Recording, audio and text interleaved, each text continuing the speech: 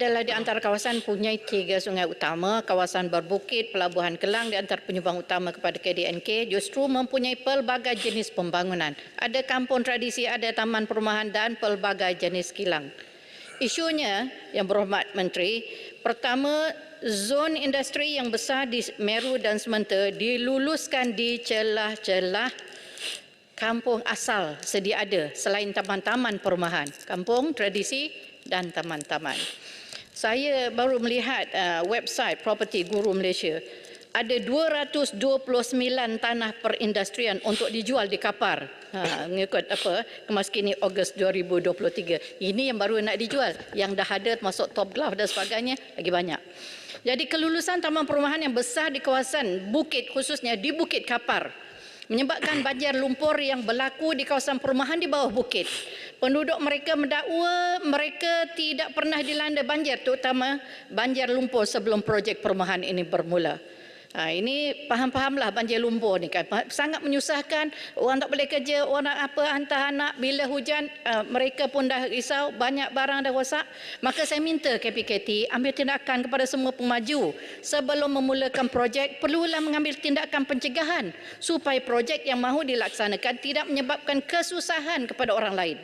KPKT perlu ada mekanisme merancang supaya pembangunan tidak mengganggu ekosistem sedia ada.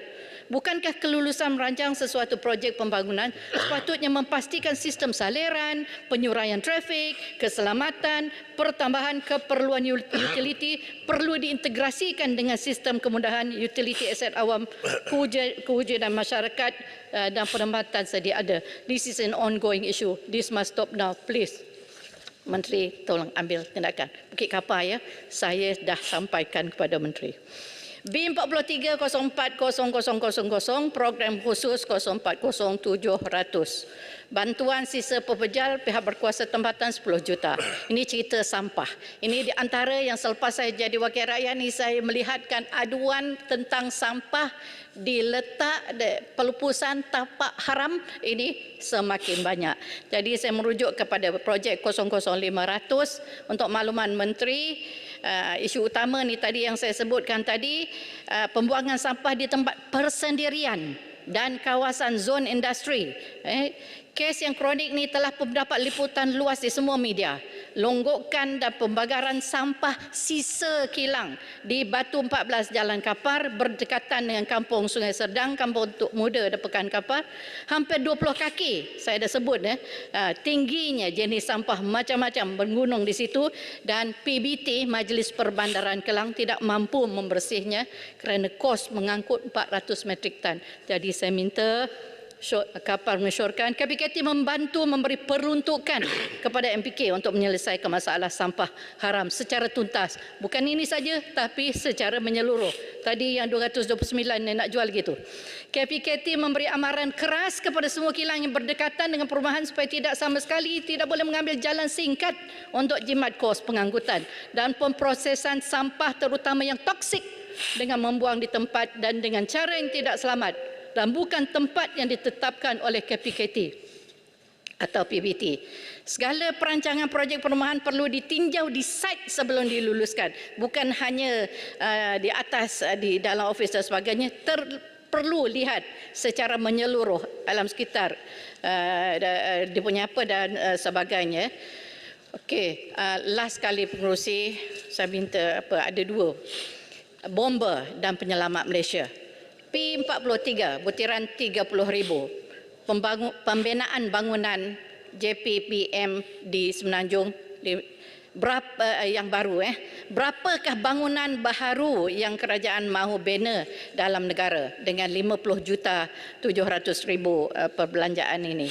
B43 kod 10,000 bomba dan penyelamat. Isu yang sedang kita hadapi apabila ada kebakaran di kawasan kampung yang tidak mempunyai laluan yang cukup lebar sebab truk bomba ini besar, susah nak masuk dalam lorong kampung yang kecil-kecil dan kerana kepadatan rumah yang sedia ada di suburban area seperti di dalam kapal ini. Jadi saya kapal mengesyorkan kerajaan perlu buat inovasi. Mungkin gunakan truk yang kecil tapi boleh padam lampu, dan mungkin dia punya hos-hos tu kena panjang. Saya tak pandai, saya serahkan kepada KPKT sebagai tuan. R&D perlu dibuat untuk memperkasakan keupayaan anggota bomba dan penyelamat supaya mampu mencapai matlamat seperti padam api, selamatkan mangsa banjir dan dalam pelbagai situasi yang tidak dijangka, tidak kondusif, dan menghadkan pergerakan anggota penyelamat. Masalah sumber air, tekanan rendah, dan tiada pilih bomba. Ini di antara. Ini saya nak minta kepada KPKT. Akhir sekali, Datuk Pengerusi, ini pasal penjawat awam sangat penting, minta 1 minit. Saya nak bawa kepada Kamar Khas tapi katanya dah penuh. Saya mohon KPKT untuk menyelesaikan isu projek perumahan terbengkalai Banda Cahaya Spa Villa iHome di atas lot 1142 Jalan Haji Osman Lama, Rantau Panjang, Kelang. Ianya telah pun bermula 2015, sepatut siap 2017. Harga seunit RM431,000 ketika itu, dan ianya mendapatkan, sebab penjawat awam mendapat pembiayaan daripada lembaga perumahan. Hujungnya mereka kena bayar 1.1 juta lebih. Tapi masalahnya, Menteri, mereka ni dahlah rumah tak siap, sepatutnya dah lama dah siap. Yang di antara yang tunjuk kepada saya Datuk Pengerusi, dia kata dia dalam pantang tanda tangan SMP itu, stamp tu. Sekarang anak dah besar, so dia sekarang kena bayar hampir 2,000 sebulan untuk yang terbengkalai ini, dan juga rumah yang sekarang dia diami. Dan bayangkan dia punya masalah. Jadi pendeknya, tolonglah KPKT, sebenarnya mereka telah berjumpa 2022, mereka telah berjumpa KPKT tentang isu yang sama. Tolong selesaikan segera. Terima kasih Datuk Pengerusi. Terima kasih Yang Berhormat Kapa. Thank you also dengan izin Yang Berhormat keluar. I really need that. Abuk, allergic. Okey, dipersilakan Yang Berhormat Rasah. Terima kasih Datuk Pengerusi atas peluang yang diberikan kepada saya untuk turut serta dalam perbahasan peringkat jawatankuasa Kementerian Pembangunan Kerajaan Tempatan. Putiran pertama yang saya nak sebutkan di sini adalah di bawah putiran 00100, di bawah tajuk projek kecil dan kawasan pihak kuasa tempatan sebanyak 444 juta diperuntukkan, sama seperti tahun sebelumnya. Cuma saya nak bangkitkan di sini berkaitan dengan skop kerja di bawah putiran ini.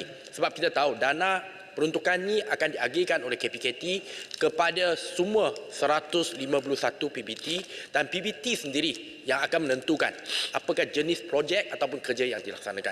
Biasanya digunakan untuk katakan untuk menurap jalan, longkang dan sebagainya, tukar lampu jalan ke lampu LED dan sebagainya. Cuma saya nak tanya, saya mohon Timbalan Menteri ketika menggulungkan ini memberikan kepastian sama ada peruntukan di bawah projek kecil ini boleh digunakan untuk bahagian landscape atau tidak, terutamanya untuk pemangkasan pokok, ataupun kalau pokok yang dah reput dimakan anak-anak ditebang di tepi jalan. Sebab saya difahamkan ada PBT yang tak membenarkan, dikatakan tak boleh digunakan untuk tujuan tersebut. Sebab banyak pokok di tepi jalan itu sebenarnya tak diuruskan dengan baik dan akhirnya menyebabkan ianya berbahaya kepada pengguna jalan raya. Yang kedua adalah di bawah putiran yang sama, saya nak tanya, Yang Amat Berhormat Perdana Menteri ketika membentangkan Belanjawan 2024 pernah menyatakan dalam teks ucapan beliau sebanyak 150 juta diperuntukkan untuk semua PBT di seluruh negara untuk membaik pulih tandas-tandas awam. Tetapi saya merujuk kepada buku Belanjawan untuk maksud bekalan dan pembangunan 43, tiada satu tajuk spesifik berkenaan dengan 150 juta tersebut. Adakah 150 juta yang dimaksudkan oleh Yang Amat Berhormat PMX tersebut termasuk dalam projek kecil ini ataupun diletakkan di bawah putiran yang lain? Mohon penjelasan daripada Timbalan Menteri. Dan saya nak tanya juga, berkenaan dengan tandas ni, daripada 150 juta, adakah agihannya telah dibuat? Kalau sudah, Majlis Bandaraya Seremban, di mana Parlimen Rasa di bawah MBS, dapat berapa agihan dia? Butiran seterusnya 01513 bawa tajuk program perumahan rakyat. Saya nampak ada satu lonjakan yang tinggi dari segi peruntukan, naik daripada 146 juta sebelumnya kepada 539 juta pada belanjawan kali ini. Saya menyambut baik. Saya rasa ada keperluan, dan cuma saya nak tanya di sini, berapa banyak rumah yang akan dibina di bawah lebih setengah bilion yang diperuntukkan untuk belanjawan kali ini, dan berapakah projek yang terlibat di Parlimen Rasa dan Negeri Sembilan dengan berapa unitnya? Sebab bagi saya ia satu inisiatif yang sangat baik yang membolehkan lebih ramai rakyat Malaysia memiliki rumah. Cuma saya harap apa yang berlaku kepada Prima sebelumnya tidak diulangi. Kita tahu apa yang terjadi, dan saya juga ambil kesempatan pada petang ni nak sebut depan Yang Berhormat Menteri, sebab projek perumahan Prima di bawah Parlimen Rasa yang mendapat CCC pertengahan tahun ini, sebenarnya banyak juga masalah yang tak settle, tapi masalah tu diwarisi sebelum ni. Cuma saya harap yang projek baru tu tak melibatkanlah atau tidak dihantui dengan masalah-masalah yang sama. Butiran seterusnya 00500 pengurusan sisa pekerja. Saya nampak ada satu lonjakan peruntukan yang tinggi berbanding dengan tahun sebelumnya, sebanyak 266 juta diperuntukkan. Jadi saya nak tanya, saya menyambut baik, saya rasa ada keperluan membolehkan kita mempunyai keberkesanan yang lebih dengan tambahan ataupun kelengkapan, kemudahan yang dinaik taraf dan sebagainya dalam kita menguruskan sisa pekerja untuk memastikannya ia tidak mencemarkan alam sekitar kita. Cuma saya nak tanya, ada tak peruntukan ini sebahagiannya digunakan untuk membeli ataupun memperbaiki lori-lori sampah yang rosak, yang menyebabkan banyak cecair mengalir keluar daripada kenderaan ketika lori mengangkut sampah di kawasan-kawasan perumahan, yang menyebabkan ada cecair yang kotor di atas jalan? Ada tak sebahagian daripada peruntukan tu untuk perkara ini? Sebab benda ni jangan kita pandang remeh, kita mungkin nampak ini perkara yang sedikit saja, tapi ia adalah isu yang menghantui ramai penduduk. Dan saya rasa sudah tiba masanya kita untuk melakukan sesuatu untuk memperbaiki masalah ini. Dan Yang Berhormat Datuk Pengerusi, perkara terakhir di bawah putiran 40000 di bawah tajuk SPNB, Syarikat Perumahan Negara Berhad. Saya nampak peruntukannya kurang sedikit berbanding dengan tahun sebelumnya. Nak tanya apakah sebabnya? Adakah disebabkan target untuk membina 15,000 biji rumah dalam IMK 12 telah dicapai? Saya dimaklumkan telah dicapai pada pertengahan tahun ini, iaitu 15 buah rumah. Sebabkan target tersebut telah dicapai, jadi peruntukan dikurangkan ataupun ada sebab lain? Dan saya juga ambil kesempatan ini, saya rasa Yang Berhormat Timbalan Menteri sendiri mengetuai satu pasukan khas untuk menangani masalah yang melibatkan projek-projek terbengkalai sebelum ini. Saya difahamkan ada 112 projek terbengkalai yang dalam list, dalam senarai untuk diselesaikan, dipulihkan. Jadi apakah statusnya dan bagaimanakah adakah 358 juta ini digunakan sepenuhnya untuk tujuan tersebut ataupun dia akan digunakan untuk tujuan yang lain juga? Ya, itu saja beberapa perkara yang saya timbulkan. Terima kasih Yang Berhormat Pengerusi. Terima kasih Yang Berhormat Rasa. Membahas yang terakhir Yang Berhormat Arau.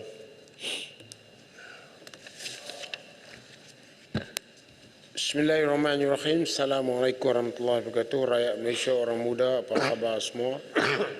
Terima kasih. Sekali lagi saya ulang, pagi tadi kami tak hadir sebab kami memperjuangkan mahkamah syariah. Kalau ada orang yang komplain tentang perkara ini, saya akan tengok handset besok untuk saya akan rujuk dia kepada Jawatankuasa Hak dan Kebebasan. Yang pertama sekali ialah 01513P. Yang Muhammad, pada masa sekarang ini kita lihat perumahan PPR, projek perumahan rakyat PPR, kita dapati dia menghadapi masalah parking tempat letak kereta yang dahsyat. kita tahu masa dirancang dahulu pada 1990-an dulu, parkir yang diberi ialah 4 unit 1. Tapi sekarang ni dia 1 unit 1. Tetapi oleh kerana kemudahan yang telah diberi oleh syarikat kenderaan kepada rakyat Malaysia menyebabkan orang mudah memiliki kenderaan. Jadi kenderaan ini sudah berlebihan. Tiap-tiap unit ada kenderaan yang berlebihan. Jadi mereka terpaksa letak di tepi jalan 2 lorong dah jadi 1 lorong, dan jalan makin sempit dan sebagainya. Jadi saya ingin bertanya kepada pihak kerajaan, adakah masalah parkir menjadi sebahagian daripada agenda yang diberi pertimbangan dalam pengurusan perumahan PPR? Bagaimanakah peruntukan dalam Pengawasan 2024 akan dimanfaatkan sepenuhnya bagi tujuan projek perumahan rakyat dan projek mesra rakyat, termasuk penyelenggaraan lift usang, fasiliti daif dan juga lain-lain lagi. Kemudian yang berikutnya ialah 04000 program pembasmi kemiskinan. Soalan saya sehingga kini, sudah berapa banyak rumah sejahtera telah dibina bagi membantu golongan B40 miskin di bandar? Berapa banyak ketua isu rumah yang berjaya dibantu menerusi program pemerkasan ekonomi komuniti bandar? Bomba, apakah langkah-langkah yang diambil oleh pihak Bomba untuk mengoptimumkan kejayaan operasi menyelamat mangsa dalam misi menyelamat mangsa banjir? Adakah aset-aset penyelamat mencukupi untuk melaksanakan operasi penyelamatan jika banjir besar berlaku serentak di beberapa negeri seperti yang telah berlaku pada penghujung tahun 2021 dan juga awal 2022? Apakah usaha kementerian khususnya dalam menambah baik keadaan balai-balai bomba daerah yang terletak di pendalaman bagi merapatkan jurang kritikal antara infrastruktur dan tindak balas kecemasan di samping mengurangkan masa respon bagi sesuatu kejayaan? Kemudian di bawah 020400 Perancangan Bandar dan Desa Plan Malaysia, saya ingin bertanya, apakah statistik terkini penukaran status tanah pertanian kepada pembangunan di seluruh negara, dan apakah impak kekurangan daripada penukaran status ini kepada keterjaminan makanan negara? Akhir sekali yang berhormat, kita sedia maklum, kita kenalah walaupun kita dalam kerajaan sekarang ni cukup ketat, boleh kita kena jaga kena jaga perbelanjaan yang berhemah, ya. Kalau boleh, kalau rakyat buat di tempat-tempat yang baik sikit, kerajaan buat di khemah. Buat khemah tu lagi bagus kalau nak buat apa-apa perayaan. Ya, ada soalan. Terima kasih Arau, terima kasih Fungsi. Berkaitan dengan perbelanjaan berhemah ni, Arau, saya difahamkan bahawa KPKT mengadakan Majlis Anugerah Cemerlang pada 11 bulan yang lalu di Hotel St. Regis.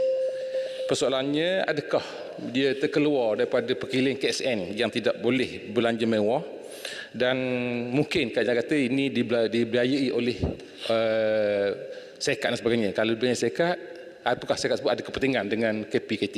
Terima kasih Arau. Terima kasih Fungsi. Ini satu yang menterkejutkan saya. Ini sifat bourgeois. Kerajaan sekarang kerajaan yang lebih bersikap sama rasa, tak pakai tai. Kami ini pakai tai. Jadi sifat bourgeois itu tak sesuai lah buat berjaya kat hotel. Hotel mahal, bukan hotel 5 bintang tu 6 bintang. Pakcik, tak patut buat macam tu. Ini yang kita belanja duit rakyat, bukan duit ni. Jadi sifat bourgeois dengan izin tu tidak patut diamalkan di pihak kementerian dan juga di kalangan menteri-menteri. Akhir sekali ialah B020100 kerajaan tempatan. Yang Mohd, yang ni saya nak kena bercakap dan semua orang setuju dengan saya. Saya nak tanya itu Kementerian Dalam Negeri, bisa apakah yang diberi kepada peniaga-peniaga asing? Sekarang peniaga asing berniaga dengan berleluasa di negara ini, dan yang mereka yang berkahwin dengan orang tempatan itu lain. Ini tak berkahwin dengan tempatan. Dia tak berkahwin, dan orang pekerja asing tu kadang-kadang 5 orang. Takkan 5 orang tu kahwin dengan orang tempatan? Ataupun tokenya kahwin dengan orang tempatan? Saya tak nampak satu rangkaian kedai-kedai runcit, semua warga asing. Banyak perniagaan-perniagaan yang dibuat oleh warga asing. Semalam saya pergi Jalan Raja Laut, saya terkejut tengok bahawa ada tempat penjualan permainan kanak-kanak yang terbesar di negara ini, yang Mohd. walaupun orang kurang, tetapi penjualannya semua dibuat oleh orang asing. Jadi saya ingin bertanya, Yang Mohamad mungkin tak boleh jawab, tapi Menteri Dalam Negeri pun banyak tak jawab dan kata jawab bertulis sampai hari ini pun tak dapat. Bisa apakah yang mereka dapat? Kita ada bisa pelancong, bisa ni, apa bisa lagi yang mereka dapat yang mereka boleh berniaga. Dulu kita bagi syarat, akhir sekali bagi syarat, nak berniaga kena ada 5 juta kewangan untuk boleh mereka berniaga di sini. Sekarang nampaknya puluh ribu pun dah boleh berniaga. Akhirnya dia mengancam kepada ekonomi orang tempatan. Ya Muhammad, kalau kita pergi Saudi, 30 saat lagi saya tutup mic. Ya, penutup ni. Jadi pergi Saudi, kita tengok dia bagi syarat ketat. Kita tak boleh berniaga. Ada orang kita duduk sampai 50 tahun tak boleh berniaga. Dia hanya benarkan orang tempatan saja. Tapi sekarang ni kita nampak, kita biar secara berluasa, di antara orang yang badan agensi yang bagi keberluasaan ini ialah kerajaan tempatan. Jadi terima kasih kepada Tuan Pengerusi. Saya minta bagi perhatian benda ini. Dan akhir sekali, jangan lupa dalam Duduk Yang Berhormat. Duduk Yang Berhormat. Yang Berhormat. Duduk Yang Berhormat. Duduk. Terima kasih Yang Berhormat. Sekarang tiba masanya Menteri untuk menjawab. Saya mempersilakan Yang Berhormat Menteri 25 minit. Yang Berhormat duduk. Saya tak nak cerita ni. Yang Berhormat jawab. Boleh mula. Assalamualaikum warahmatullahi wabarakatuh. Yang Berhormat. Salam sejahtera. Terima kasih kepada Amaran pertama Yang Berhormat Arau. Arau dia dah keluar sendiri, Datuk Pengerusi. Baik, terima kasih kepada Datuk Pengerusi dan ahli-ahli Yang Berhormat. Terlebih dahulu saya ingin mengucapkan terima kasih kepada ahli Yang Berhormat yang telah membahaskan perkara-perkara berkaitan belanjawan 2024 di bawah Kementerian Pembangunan Kerajaan Tempatan ataupun KPKT. Seperti mana Dewan Yang Mulia ini sedia maklum, tema belanjawan 2024 adalah reformasi ekonomi memperkasa rakyat. Secara keseluruhannya, KPKT menerima peruntukan sebanyak 5.647 bilion ringgit untuk tahun 2024. Daripada jumlah tersebut, perbelanjaan mengurus ataupun OE diperuntukkan 1,868,236,300 ringgit, iaitu 33.1%, dan perbelanjaan pembangunan DE sebanyak 3,878,802,300 ringgit, iaitu 66.9%, untuk melaksanakan 360 projek, iaitu 299 projek sambungan dan 61 projek baharu. Untuk makluman Dewan Yang Mulia ini, KPKT telah menerima pertambahan bajet sebanyak 313.3 juta ringgit atau tambahan sebanyak 5.87% berbanding tahun 2023. Bagi pihak KPKT, saya ingin mengucapkan terima kasih kepada Yang Amat Berhormat Perdana Menteri yang amat prihatin dalam memberikan keutamaan kepada rakyat. Maka tadi kita telah mendengar seramai 15 ahli Yang Berhormat yang telah mengambil bahagian di peringkat jawatankuasa ini.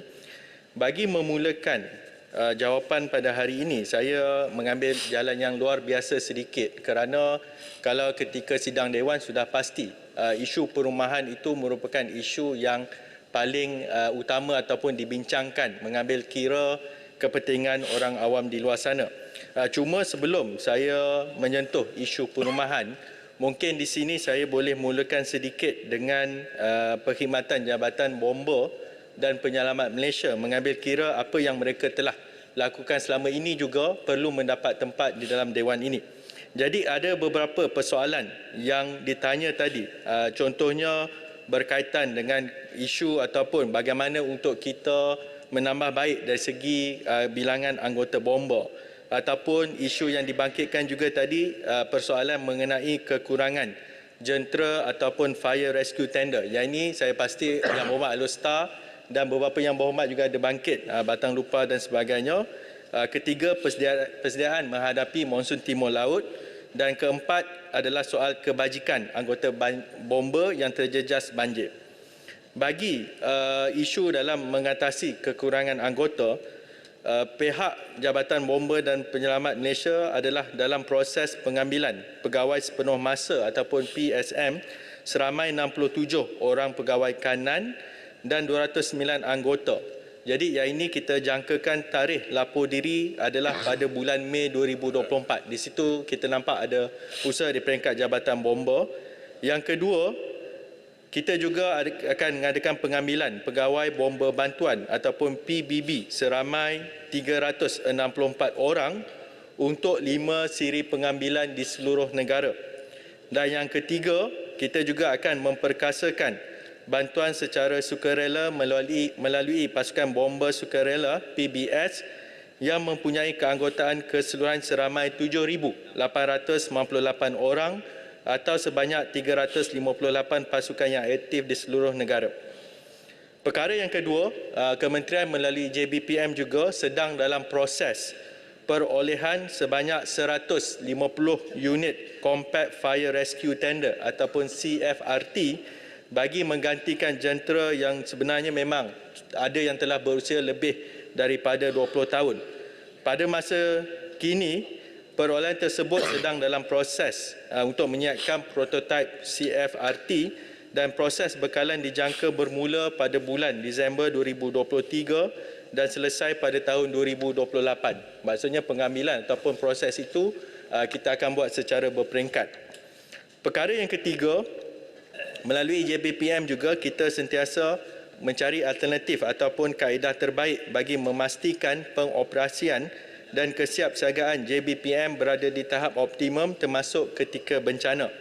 Jadi ada beberapa langkah yang disusun ataupun diambil oleh pihak Jabatan Bomba seperti berikut. Pertama, untuk menyediakan peralatan dan kelengkapan merangkumi persediaan logistik untuk pengangkutan darat, air dan udara.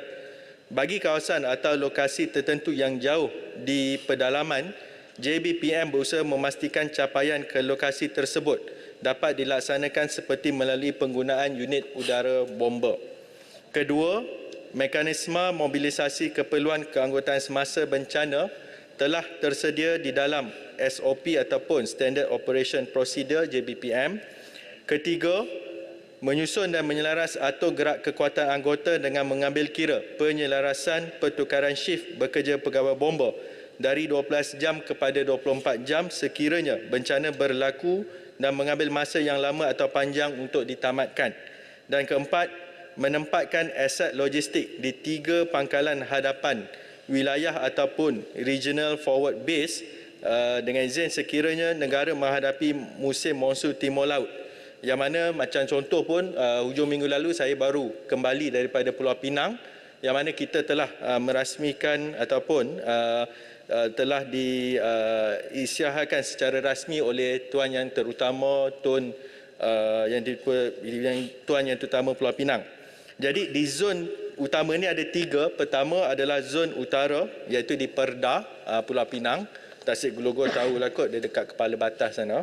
Yang kedua zon timur ABPM wilayah timur Terengganu dan ketiga adalah di zon selatan BBP Air Hitam Johor.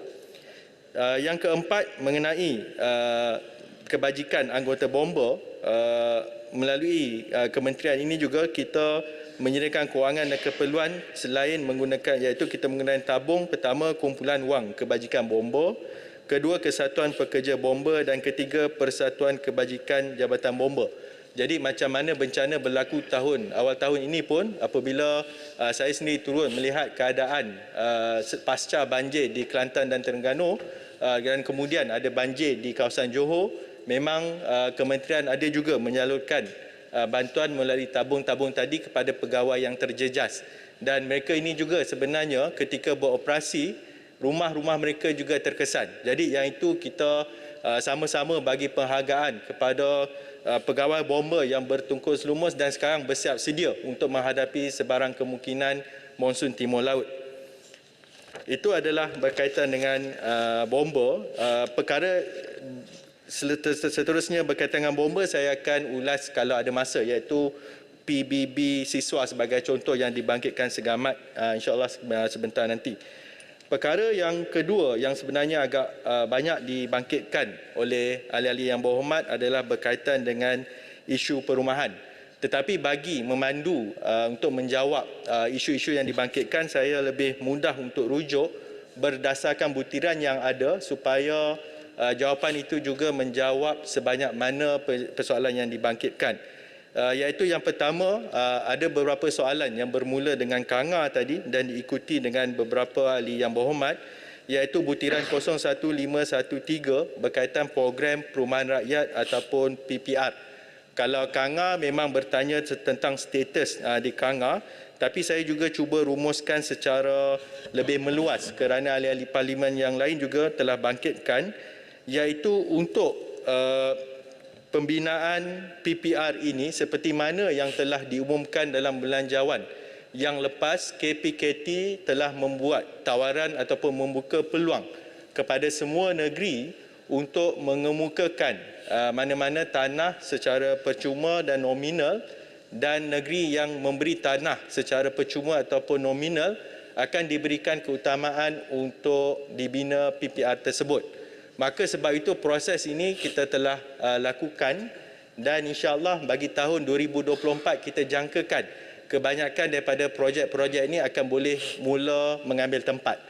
Secara lebih terperinci dari segi proses yang telah berlaku, buat ketika ini ada dan proses ini juga ialah saya cuba berlaku secara telus dan sehabis baik dari segi untuk pemantauan oleh kita semua untuk projek yang sebenarnya yang telah dalam proses VE atau VE, ini adalah lab pertimbangan dari segi assessment dan juga engineering.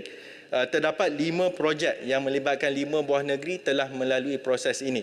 Iaitu kalau saya boleh sebut, dan ini pujian juga kita bagi kepada pihak negeri yang memberi kerjasama, iaitu kita 5 projek itu termasuk di Johor, Melaka, Selangor, Sabah dan Pahang.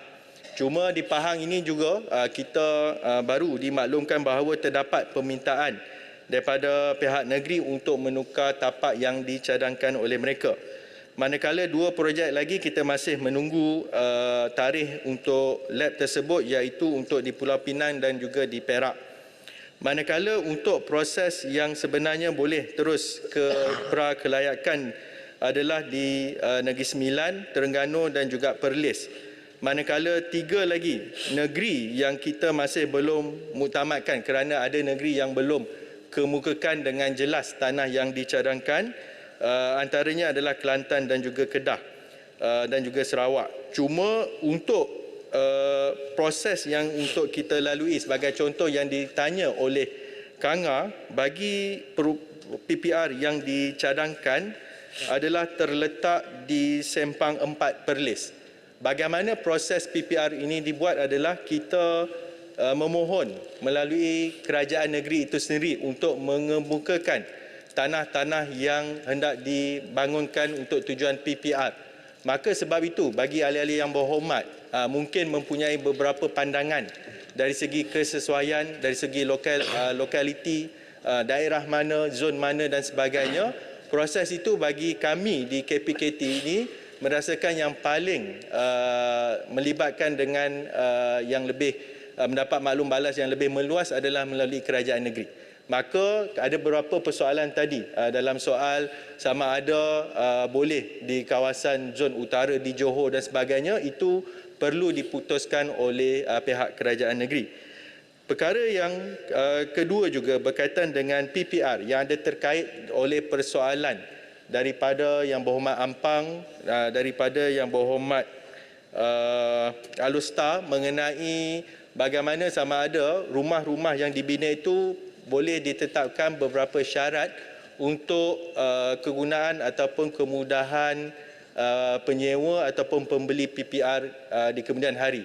Iaitu sebagai contoh, sememangnya kita ada dasar yang telah mengguna pakai bahawa perumahan PPR ini perlulah dibina dengan keluasan yang standard, iaitu 750 kaki persegi dan mempunyai 3 bilik tidur dan juga 2 bilik air. Maka perkara itu sepatutnya memenuhi keperluan sama ada dari segi tuntutan budaya ataupun keperluan di luar sana.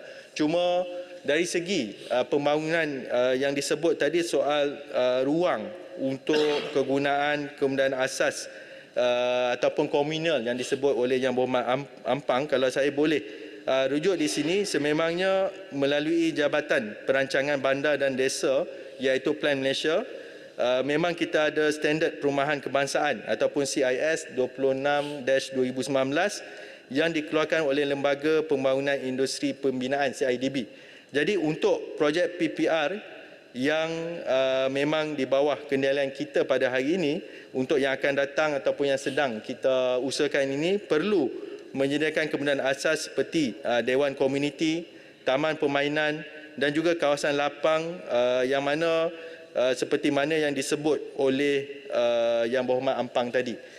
Cuma dari segi masalah yang mungkin sedia ada yang di kawasan PPR sedia ada, memang ada beberapa inisiatif kecil yang kami cuba usahakan melalui urbanis dan sebagainya untuk kita tambah baik ruang lega di beberapa PPR. Cuma bagi mengawal selia itu, untuk langkah ke hadapan itu, ruang komunal itu merupakan satu keperluan yang kita sama-sama pertimbangkan.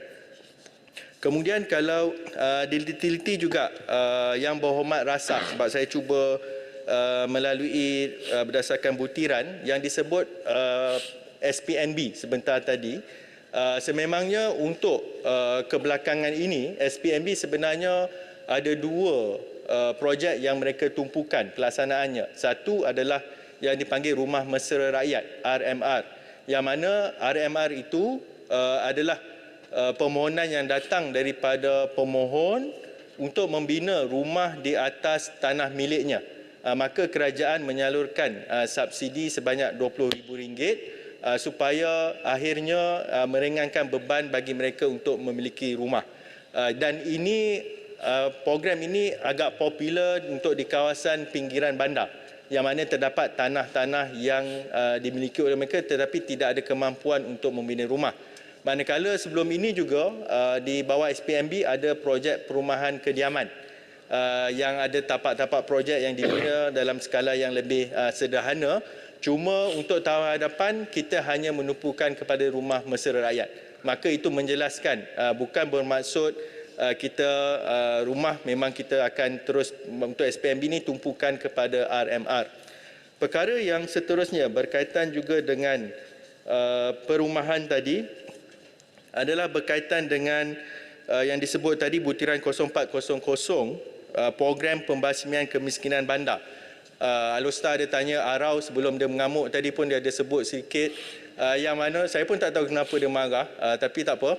Untuk Alustar tadi, bagi program pembasmian kemiskinan berlaku peningkatan kerana kita menambah peruntukan untuk bina baru rumah di bandar ini. Dulunya peruntukan untuk bina baru bagi golongan B40 ini adalah RM2 juta. Kita telah naikkan kepada RM14.96 juta. Maka itu menjelaskan sedikit peningkatan yang berlaku di bawah butiran tersebut. Manakala untuk seterusnya Yang Berhormat juga ada bertanyakan untuk butiran di bawah 04001 penyelenggaraan perumahan. Peruntukan yang disebut tadi RM104 juta. Yang ini terbahagi kepada dua, iaitu program penyelenggaraan perumahan PPP berjumlah RM50 juta dan juga tabung penyelenggaraan perumahan Malaysia TPPM swasta RM50.4 juta. Yang ini untuk seperti mana yang Batu bertanya sebentar tadi, Hulu Selangor pun ada, untuk tabung ini, proses permohonan itu memang boleh dikemukakan kepada KPKT. Cuma untuk PPP ini, ketika ini saya difahamkan tertumpu kepada selain di wilayah. Kerana wilayah itu kita ada peruntukan di bawah di BKL. Cuma di peringkat KPKT memang kita ada cuba membuat permohonan agar skop itu diperluaskan. Dan juga kita menyambut baik ada beberapa negeri yang menyediakan tabung penyelenggaraan mereka. Seperti mana yang pernah dijawab sebelum ini, contohnya di Pulau Pinang. sememangnya ada tabung penyelenggaraan di bawah kerajaan negeri, cuma mekanisme itu berbeza dengan yang di bawah KPKT. Yang berhormat Timbalan Menteri, dengan izin Datuk Pengerusi, Yang Berhormat Menteri, saya tidak terlibat dalam perbahasan kenaan KPKT ini, tetapi ada satu perkara yang saya penting ingin bertanya pada Timbalan Menteri, iaitu khususnya di Johor, dalam daerah Johor Bahru, termasuk Parlimen Pasir Gudang dan Johor Bahru sendiri, iaitu Majlis Bandaraya, khususnya di Pasir Gudang, telah mengeluarkan notis untuk mengenakan taksiran cukai harta assessment yang tinggi melampau, yang penduduk menzahirkan tidak puas hati. Nak naik cukai pintu cukai harta itu boleh, tapi beransur-ansurlah. Jadi saya nak tanya pada Yang Berhormat Menteri, bidang kuasa tentang cukai harta ni, adakah tertakluk juga dalam bidang kuasa KPKT atau hanya di bawah kerajaan negeri? Terima kasih Yang Berhormat Menteri. Menteri. Soalan saya punya, tapi jeletung nak jawab. Tanya pula. Timbalan Menteri, tadi saya terdengar jawapan Timbalan Menteri cakap selain wilayah, sebab di BKL ada peruntukan sendiri, tapi apabila saya bersoal berkaitan dengan tabung ini terhadap di BKL ataupun Jabatan Wilayah belum tubuh tabung tersebut. Saya harap pihak KPKT boleh membantu penduduk wilayah persekutuan untuk tubuh tabung tersebut supaya boleh ada satu platform untuk dapatkan dana untuk membantu kawasan perumahan tersebut. Terima kasih.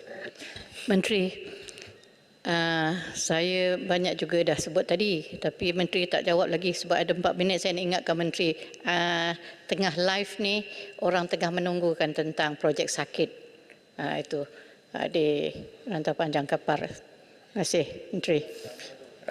Itulah sebab bagi saya kalau diberi ruang untuk saya jawab, saya cuba jawab sebanyak mungkin.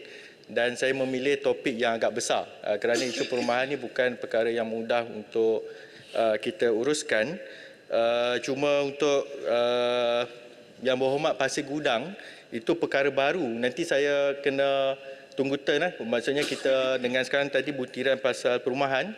Jadi saya cuba kalau dapat, lepas ni kita akan ke ada 3 ataupun 4 segmen lagi yang besar di bawah KPKT ini. Bomba tadi saya cuba sebutkan tadi.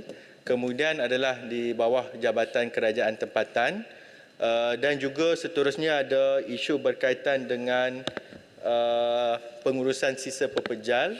Dan seterusnya pasal perancangan, plan Malaysia dan sebagainya, dan juga Jabatan Landscape. Tuan Menteri, sikit saja. Saya tak berbahas, tapi saya akui, saya ucapkan terima kasih kerana Timbalan Menteri telah menyebut tentang tabung penyelenggaraan di Pulau Pinang. Cuma saya mohon bantuan daripada Kerajaan Persekutuan kalau boleh meringankan beban tabung ini. Dan saya juga ingin mengambil kesempatan untuk memuji Timbalan Pengerusi. Walaupun nampaknya kurang sihat, tapi masih terus mempengerusikan dengan baik persidangan Dewan Rakyat, walaupun ada kacau ganggu daripada Yang Berhormat Arau. Okey, terima kasih kepada semua yang berhormat. Merujuk kepada batu sebentar tadi, bagi tujuan tersebut, kerana itu untuk inisiatif belanjawan 2023 apabila KPKT diberikan peruntukan khas sebanyak RM50 juta untuk penukaran lift. Kita juga masukkan untuk perumahan di kawasan wilayah. Jadi sebab itu di pihak kementerian kita sentiasa terbuka sekiranya perkara ini boleh ditambah skop yang saya sebut tadi, maka pihak KPKT bersedia kalau ada lagi peruntukan ataupun untuk kita perluaskan kepada kawasan wilayah persekutuan. Cuma untuk menjawab persoalan yang seterusnya untuk butiran 01604 berkaitan dengan pemulihan dan penyelenggaraan Ini berkaitan dengan sebenarnya peruntukan yang ada 14 juta ringgit itu berkaitan pemulihan projek perumahan swasta terbengkalai. Jadi seperti mana yang sedia maklum, di bawah KPKT ini diwujudkan satu jawatankuasa khas yang dipanggil Task Force untuk melihat projek perumahan sakit dan terbengkalai. Sementara ada beberapa isu yang dibangkitkan secara spesifik, saya akan rujuk dengan pihak urusetia kementerian untuk melihat dari segi kemajuan projek yang ditimbulkan. Cuma di sini saya rasa ada peluang yang baik untuk menerangkan bahawa terdapat perbezaan cara untuk kita menguruskan projek sakit dan juga projek terbengkalai.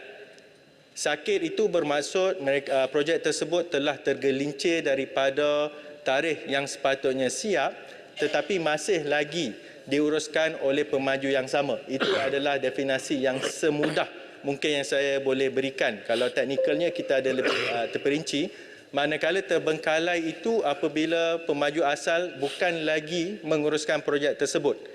Dan perkara itu juga telah mendapat persetujuan ataupun pengesahan daripada pihak kementerian. Maka kita menganggap tidak ada lagi sebarang kemajuan kerja di tapak, maka projek itu dianggap terbengkalai. Bagi menguruskan projek yang bermasalah ini, di peringkat KPKT, kawalan kami itu adalah datang daripada kelulusan lesen pemajuan dan juga permit pengiklanan yang dulunya disekalikan dan sekarang ini kita pun pisahkan supaya ianya lebih jelas. Bagi untuk projek terbengkalai, sebagai statusnya untuk tahun ini, projek terbengkalai yang kita berjaya selesaikan adalah sebanyak 8 projek. Kalau yang saya umumkan setiap bulan yang banyak kita berjaya selamatkan ketinggian adalah projek sakit. Jadi untuk yang terbengkalai ini, kebiasaannya, kalau Datuk Pengurusi boleh izinkan saya jelaskan perkara ini sedikit. Yang Berhormat Menteri perlu berapa minit? 10 minit. Baik, 10 minit. Yang tak jawab tu bertulis. Boleh. Baik. Baik, terima kasih Datuk Pengurusi. Jadi untuk projek terbengkalai, biasanya apabila syarikat pemaju itu tidak lagi merupakan pemilik, syarikat itu telah digulungkan sama ada oleh pelikuidasi dan sebagainya, kos untuk meneruskan projek itu akan bertambah.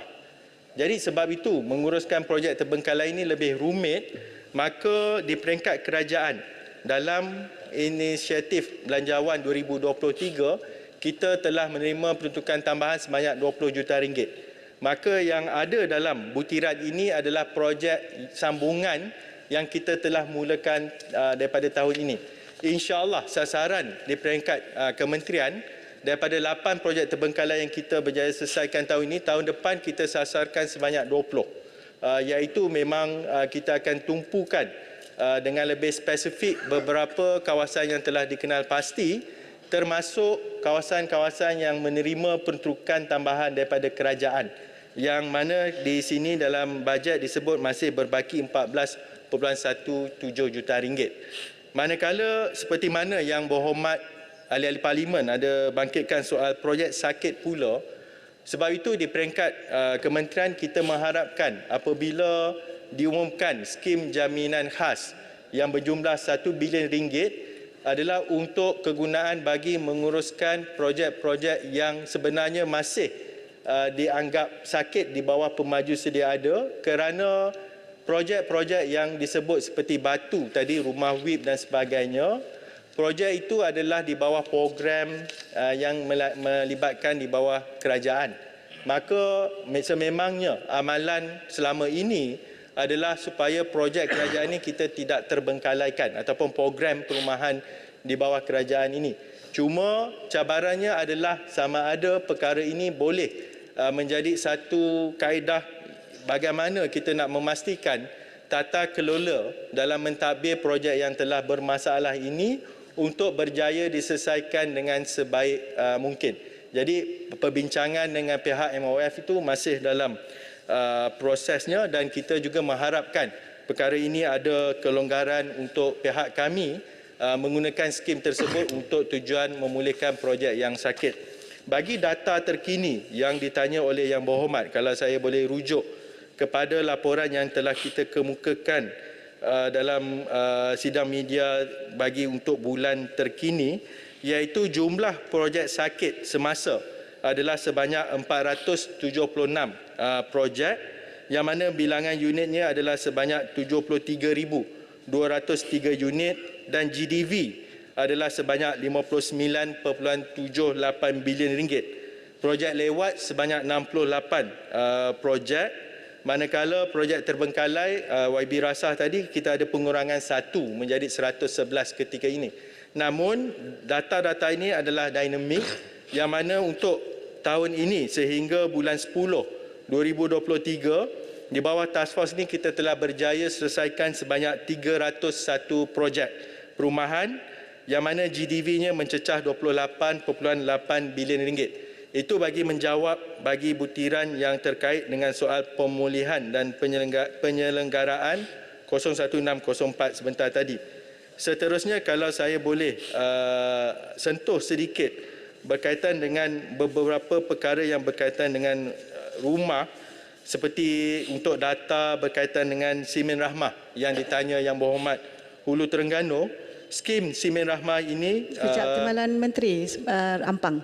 Saya teliti tadi jawapan daripada Timbalan Menteri, tapi saya melihat tentang peruntukan yang sedia ada yang untuk terbengkalai itu ataupun sakit ni.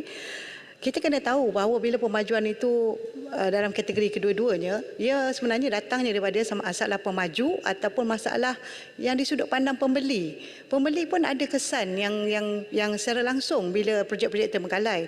Tapi Menteri tidak memaklumkan apakah 50 juta itu sekadar menyelamatkan projek ataupun membantu pembeli-pembeli ini untuk kita berikan sedikit kelonggaran di sudut perbankan dan sebagainya.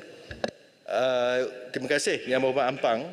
Sebab itu yang merujuk kepada butiran berkaitan dengan untuk projek terbengkalai tadi, dana itu digunakan untuk menyiapkan rumah yang terbengkalai tersebut. Manakala yang mana berbaki 14 juta ringgit. Tetapi mungkin Yang Berhormat keliru untuk yang penyelenggaraan satu lagi itu untuk TPPM dan PPP.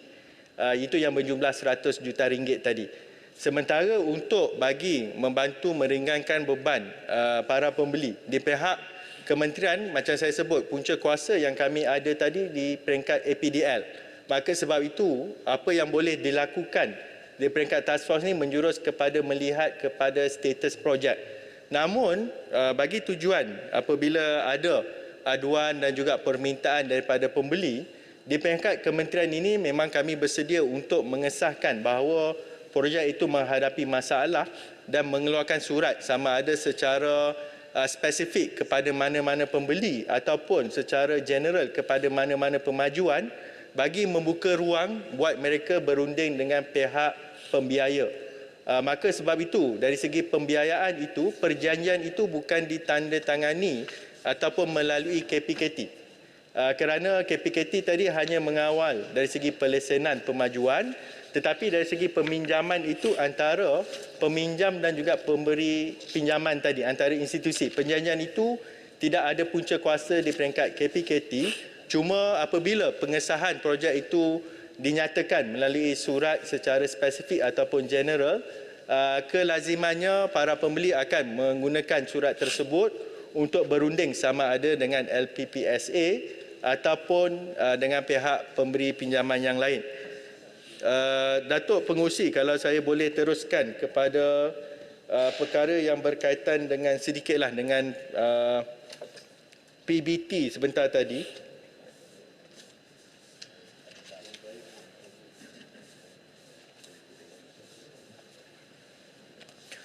Untuk persoalan yang dibangkitkan mengenai pihak berkuasa tempatan, yang mana kalau disebut tadi butiran yang terbesar adalah berkaitan dengan projek berskala kecil. Kalau saya boleh nyatakan dengan secara generalnya, iaitu berkaitan dengan projek kecil di kawasan pihak berkuasa tempatan ataupun kalau di kalangan kami kita panggil BP1 ini, ada beberapa kategori yang kita gariskan bagi memudahkan pihak PBT memohon dan seterusnya kalau ahli-ahli parlimen ataupun wakil-wakil rakyat boleh mengemukakan permohonan itu melalui PBT masing-masing, iaitu pertama adalah yang berskala kecil. Jadi yang berskala kecil ini adalah projek di bawah RM1 juta, serta projek tersebut perlulah dapat disiapkan dalam tahun semasa. Kerana kebimbangan macam Yang Berhormat Segamat bangkitkan tadi, soal sama ada projek itu dari segi kemajuan dan sebagainya, kita boleh pantau dengan lebih spesifik supaya tahun tersebut juga projek itu dapat disiapkan. Yang kalau saya boleh takrifkan di sini, ada beberapa kategori. Sebagai contoh, projek yang melibatkan infrastruktur seperti jalan, parit, longkang, lampu dan laluan pejalan kaki. Kedua, projek sosioekonomi seperti tapak penjaja, pasar tamu dan pasar malam. Ketiga adalah projek kemudahan awam seperti Dewan Serbaguna, tandas awam dan pondok bas. Dan seterusnya adalah projek yang melibatkan kelengkapan keselamatan awam. Yang kedua, ada juga projek yang berskala besar, tetapi ini permohonan ataupun kelulusan itu lebih awal, yang mana melebihi RM1 juta. Dan ketiga, baik pulih ataupun pengukuhan cerun. Yang ini kaedah yang saya sebut tadi, memang sememangnya kita menerima permohonan ini melalui PBT dan seterusnya pertimbangan itu akan dibuat oleh pihak Jabatan Kerajaan Tempatan, dan kita telah pada bermula tahun ini lagi kita telah memohon ataupun meminta semua projek yang dikemukakan itu perlu memenuhi beberapa syarat. Antaranya sebagai contoh adalah soal feasibility study, perlu ada juga dari segi pulangan ataupun ROI, dari segi juga cost benefit analysis, supaya projek itu tidaklah menjadi projek gajah putih yang sebenarnya tidak menguntungkan mana-mana pihak kecuali pihak yang membina lah kot. Untuk perkara yang spesifik yang ditanya oleh Segamat, mungkin saya boleh kupas sedikit soal daripada Majlis Pembandaran Segamat. Peruntukan yang kita salurkan adalah berjumlah RM5.4 juta yang terdiri daripada projek skala kecil sebanyak RM4.5 juta, My Kios Madani kita salurkan RM450,000 dan projek kolam takungan banjir sebanyak RM470,000. Bagi menghormati permintaan Datuk Pengerusi dan beliau tidak berapa sihat, kalau saya boleh rumuskan untuk beberapa banyak persoalan yang tidak dijawab, nanti insyaAllah saya pastikan akan dikemukakan jawapan secara bertulis. Dan dari segi pertanyaan Pasir Gudang juga itu memang terletak di bawah kuasa PBT, cuma yang mana ada ruang pihak jabatan cuba lihat dari segi peruntukan untuk kita bincang supaya kesan yang dalam soal kenaikan cukai dan sebagainya dapat dikurangkan kepada rakyat. Tetapi perkara itu memang tertakluk di bawah kuasa yang ditetapkan oleh pihak PBT. Dan akhir sekali, tomahan yang disebut oleh pihak pembangkang tidak ada satu sen duit kerajaan yang digunakan untuk anugerah kecemerlangan tadi. Sekian, terima kasih Datuk Pengerusi.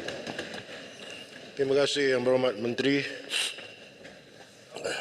Ahli Yang Berhormat, masalahnya ialah bahawa wang sejumlah RM1,236,836,300 untuk kepala B43 Anggaran Perbelanjaan Mengurus 2024 jadi sebahagian daripada jadual hendaklah disetujukan. Ahli-ahli yang bersetuju kata bersetuju. Yang tidak katakan tidak. Lebih suara bersetuju. Kepala B43 jadi sebahagian daripada jadual. Masalahnya ialah bahawa perbelanjaan di bawah kepala P43 Anggaran Perbelanjaan Pembangunan 2024 diluluskan. Ahli-ahli yang bersetuju katakan bersetuju. Yang tidak bersetuju katakan tidak. Lebih suara bersetuju. Perbelanjaan di bawah kepala P43 jadi sebahagian daripada anggaran perbelanjaan. Majlis bersidang semula sebagai mesyuarat. Bentara.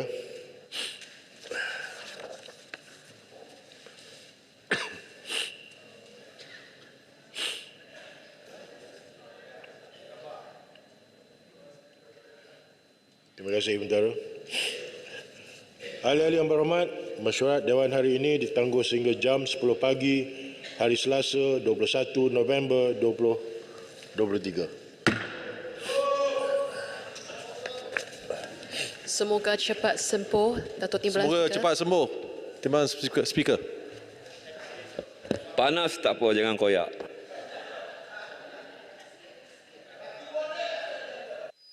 Koyak gabak.